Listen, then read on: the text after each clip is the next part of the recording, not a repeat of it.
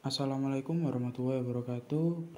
Kami dari kelompok 4 akan menjelaskan tentang sistem ekonomi sosialis yang diterapkan di Kuba dan Korea Utara. Pertama-tama, saya akan memperkenalkan anggota dari kelompok 4. Yang pertama adalah Christabel Owena Yanuar, Diana Fitriani, Diva Azahra, Fitria Ramadhani, Fitri Rahmawati, dan saya sendiri Gandhi Astrianto. Kita akan membahas yang pertama adalah tentang Kuba. Kuba adalah sebuah negara dengan satu partai, Marxisme-Leninisme, di mana peran partai komunis ini diabadikan dalam konstitusi. Sejarah dari negara Kuba. Kuba pertama kali ditemukan oleh Christopher Columbus pada tanggal 28 Oktober 1492.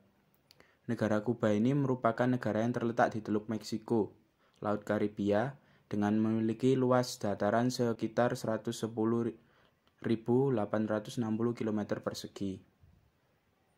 Seperti pada digambar di samping, Kuba berbatasan langsung dengan Amerika Serikat di sebelah utara, tepatnya dengan Florida. Dan di sebelah selatan dan timur itu Kuba berbatasan dengan negara Jamaika dan Haiti.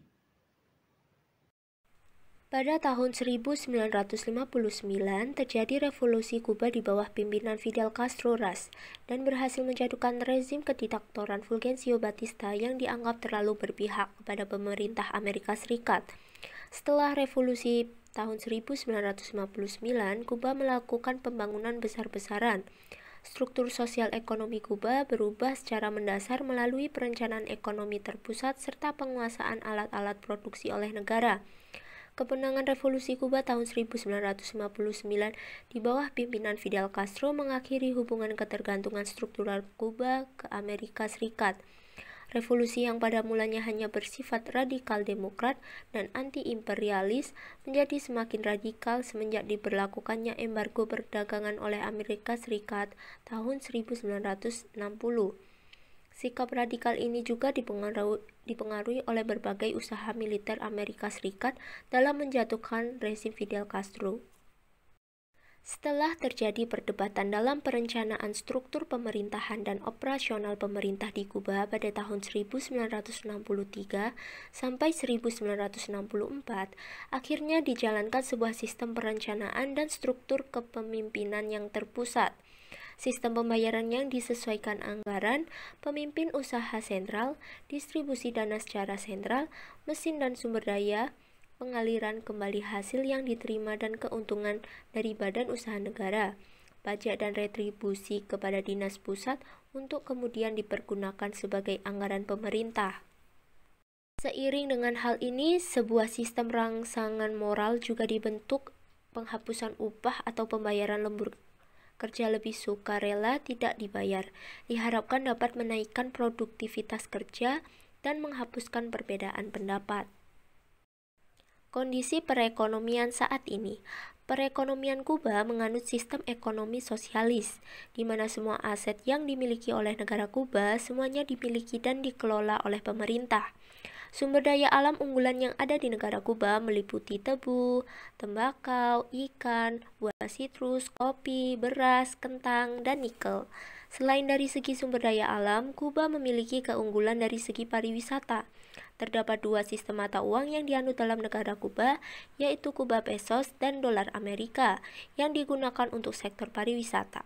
Kuba menjalin hubungan perekonomian yang sangat baik dengan negara Rusia karena mereka memiliki kesamaan dalam sistem perekonomiannya. Negara Kuba sendiri memiliki beberapa komoditas unggulan yang sangat terkenal di mancanegara, yaitu cerutu dan rum. Perekonomian Kuba mengalami permasalahan yaitu karena adanya embargo dari Amerika Serikat serta akibat dari runtuhnya Uni Soviet yang membuat perekonomian Kuba mengalami krisis ekonomi, di mana dalam hal ini Kuba sangat kesulitan dalam perekonomiannya. Di satu sisi mendapat embargo, di sisi lain mitra sejatinya mengalami keruntuhan. Akan tetapi Kuba tidak menyerah pada kondisinya. Hal ini ditunjukkan dari pemerintah yang memanfaatkan keunggulan Kuba dalam hal pariwisata, di mana tercatat bahwa pada 2016, turis di Kuba mencapai 4 juta turis. Dengan meningkatnya hal ini, banyak para investor menanamkan modalnya di perusahaan pariwisata yang ada di Kuba. Salah satu contoh menarik adalah munculnya Airbnb. Perusahaan tersebut mulai membuka pelayanan pada April 2015. Perusahaan ini mempermudah turis untuk mencari penginapan dan membantu warga lokal untuk mencari penghasilan yang jauh lebih banyak daripada bekerja pada pemerintah. Pemerintah Kuba juga meningkatkan eksistensi mereka dalam menerapkan sistem ekonomi sosialisnya. Hal ini ditunjukkan dari berbagai upaya pemerintah dalam meningkatkan kualitas hidup masyarakat dan perekonomiannya. Kuba menerapkan sistem di mana mereka membangun berbagai infrastruktur yang banyak, akan tetapi upaya yang diberikan kepada pekerja sangat minim. Hal ini dikarenakan fasilitas yang dibangun sangat banyak, sehingga mereka hanya berfokus pada pembiayaan pembangunan, akan tetapi mengesampingkan upah para pekerja. Kemudian, dari segi sumber daya alam, pemerintah Kuba mengelola bahan tambang utama yang mereka ungguli, yaitu nikel. Tercatat bahwa negara Kuba adalah negara yang masuk ke dalam top 10 negara penghasil nikel terbesar di dunia. Oleh karena itu, pemerintah negara Kuba melakukan pengelolaan secara langsung terhadap komoditas ini. Yang selanjutnya, keberhasilan perekonomian Kuba. Kuba sebagai salah satu negara yang menganut sistem ekonomi sosialis memiliki satu keberhasilan, yaitu Kuba menjadi salah satu dari 10 negara penghasil dan pengekspor nikel terbesar di dunia. Selanjutnya yaitu kelebihan dari sistem ekonomi Kuba. Karena perekonomian berada di tangan pemerintah, mengakibatkan tidak terjadinya monopoli dalam pasar. Yang kedua, masyarakat juga tidak merasakan kesenjangan antara yang miskin dengan yang kaya.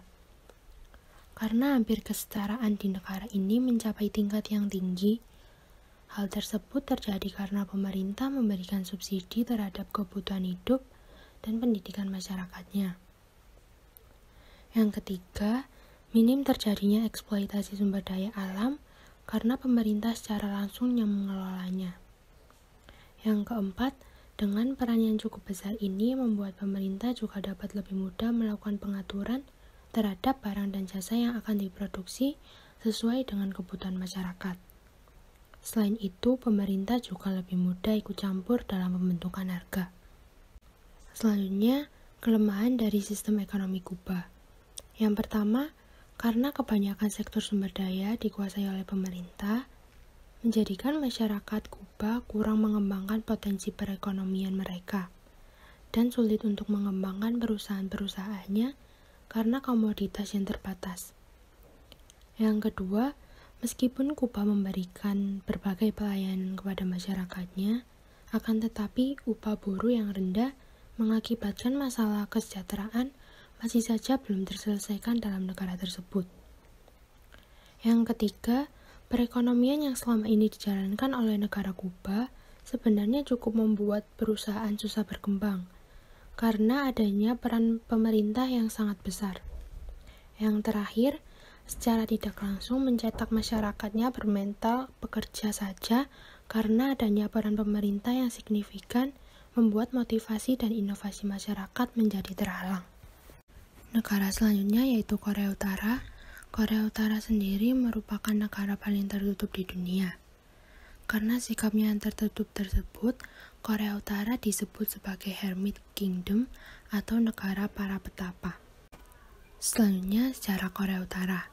Korea Utara merupakan salah satu negara yang menerapkan sistem ekonomi sosialis yang pusat di bawah pemerintahan rezim Kim. Sistem ekonomi yang mengatur setiap kegiatan ekonomi, seperti sistem produksi dan distribusi, berada di bawah pengawasan pemerintah pusat di Pyongyang, sebagaimana dinyatakan dalam artikel 20 Undang-Undang Korea Utara tahun 1998. Means of production shall be ruled under the possession of the state and social cooperative organization. Pernyataan tersebut menjelaskan bahwa pemerintah Korea Utara melarang skala jenis kegiatan ekonomi tanpa pengawasan dan aturan pemerintah pusat di Pyongyang. Skala jenis pengelolaan hasil produksi diatur oleh negara dan pemerintah.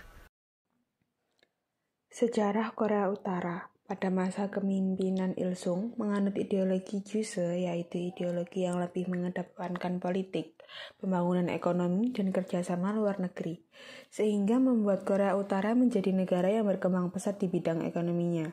Upaya pembentukan sistem ekonomi sosialis di Korea Utara juga cepat berkembang.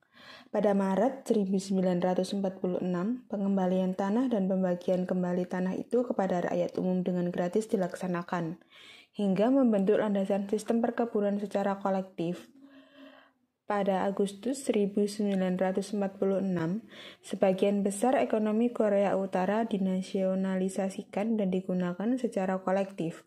Pada tahun 1958, pertanian, industri, kerajinan tangan, dan perdagangan skala kecil semua disatukan dengan bentuk koperasi sehingga menyelesaikan proses sosialisme dalam hubungan produksi. Kemudian, kebijakan yang dibutuhkan oleh Kim Il-sung membuat Korea Utara mendapatkan pasokan bantuan luar negeri yang dapat diandalkan dari Uni Soviet dan Cina. Selanjutnya, pada masa kepemimpinan Kim Jong-il juga, kebijakan luar negerinya merupakan kebijakan yang berbasis ekonomi masih digunakan, tetapi kebijakan memperkuat bidang militer lebih diutamakan atau military first. Tujuannya menyelamatkan Korea Utara dari ancaman kehancuran serta melindungi negaranya dari tekanan-tekanan dari dunia internasional. Walaupun kebijakan ini membawa hasil kemajuan pada bidang militer, krisis pangan dan keterbatasan sumber daya, ekonominya menjadi semakin menurun, krisis energi semakin terjadi. Kemudian, Korea Utara meminta kompensasi atas redaman aksi yang dilakukan dengan meminta bantuan ekonomi dari dunia internasional. Bantuan ekonomi yang didapatkan oleh Korea Utara berupa bantuan pangan, bantuan kemanusiaan, bantuan obat-obatan, dan bantuan bahan bakar minyak. Nah, untuk selanjutnya, kondisi perekonomian saat ini, produk domestik bruto Korea Utara sendiri diperkirakan bernilai 40 miliar dolar pada tahun 2015. Menurut CIA World Factbook, yang belum diberi informasi PDB diperbarui sejak tanggal tersebut. Nah, dalam hal PDB per kapita, Korea Utara memiliki PDB per kapita sebesar 1.700 dolar. Nah, pertanian penyumbang 22,5% dari PDB, industri menyumbang 47,6% dan jasa menyumbang sejumlah 29,6% dari perkembangan ekonomi Korea Utara. Nah, untuk selanjutnya, kondisi perekonomian saat ini, produk domestik bruto Korea Utara sendiri diperkirakan bernilai 40 miliar dolar pada tahun 2015. Menurut CIA World Factbook, yang belum diberi informasi PDB diperbarui sejak tanggal tersebut. Nah, dalam hal PDB per kapita, Korea Utara memiliki PDB per kapita sebesar 1.700 dolar. Nah, pertanian penyumbang 22,5% dari PDB, industri menyumbang 47,6% dan jasa menyumbang sejumlah 29,6% dari perkembangan ekonomi Korea Utara. Korea Utara juga masih melakukan investasi yang signifikan untuk militernya. Dan beberapa analis menyatakan bahwa biaya ini mungkin timbul sebagai akibat dari perkembangan ekonomi. Pada 2016 tahun terakhir perkiraan tersedia, Korea Utara menghabiskan sekitar 4 miliar dolar atau sekitar 24% dari produk domestik bruto atau PDB untuk belanja pada bagian pertahanan. Saat ini Cina adalah mitra dagang utama Korea Utara. Korea Utara mengandalkan Cina untuk bantuan ekonomi dan diplomatik. Pada tahun 2017, hampir 86% ekspor kawasan itu dari Korea Utara diarahkan ke Cina. Ekspor utama negara adalah produk metalurgi, mineral, produk manufaktur, tekstil, dan produk pertanian, juga perikanan. Barang impor utama Korea Utara adalah minyak bumi, batu bara untuk memasak, mesin, peralatan, tekstil, dan biji-bijian. Lebih dari 90% dari total impor kawasan itu berasal dari Cina pada tahun 2017. Berikutnya adalah kegagalan yang dilakukan oleh Korea Utara. Akibat lebih berfokusnya pada bidang militer, membuat ekonomi di Korea Utara menjadi gagal karena tidak bisa mengatasi kemiskinan dan juga kelaparan serta bencananya yang melanda, dan juga faktor eksternal berupa sanksi ekonomi yang diterimanya akibat uji coba nuklir, di mana hal tersebut membuat Korea Utara mendapatkan sanksi dari UN, yaitu menghalangi Korea Utara untuk melakukan ekspor dan impor sehingga ekonomi Korea Utara tidak stabil. Bahkan mitra kerjasama Korea Utara, yaitu Cina, juga melakukan sanksi. Hal ini tentu membuat ekonomi Korea mengalami kemunduran. Korea Utara tidak lagi dapat menikmati perlindungan dan dukungan ekonomi eksternal dalam blok sosialis. Tanpa bantuan ekonomi dan teknologi dari luar seperti Rusia dan Cina, upaya Korea Utara sendiri untuk mempromosikan pertumbuhan ekonomi akan gagal tanpa adanya dukungan ekonomi dari luar. Meningkatnya kegiatan korupsi karena adanya upah yang sama yang tidak menjangkau kebutuhan hidup secara keseluruhan. Di Korea Utara, beberapa bidang pekerjaan tidak pernah mengalami kenaikan penghasilan, sehingga sebagian besar dari mereka telah mengirim beberapa anggota keluarga mereka untuk terlibat dalam pasar ilegal dan bahkan menjadikan suap sebagai tujuan akhir. Sebagai sumber upah untuk mendapatkan hidup mereka di Korea Utara dan cara lain untuk menghindari kelaparan dan bertahan hidup dengan mandiri dari pemerintah. Kelebihan dari sistem ekonomi Korea Utara: rendahnya tingkat pengangguran.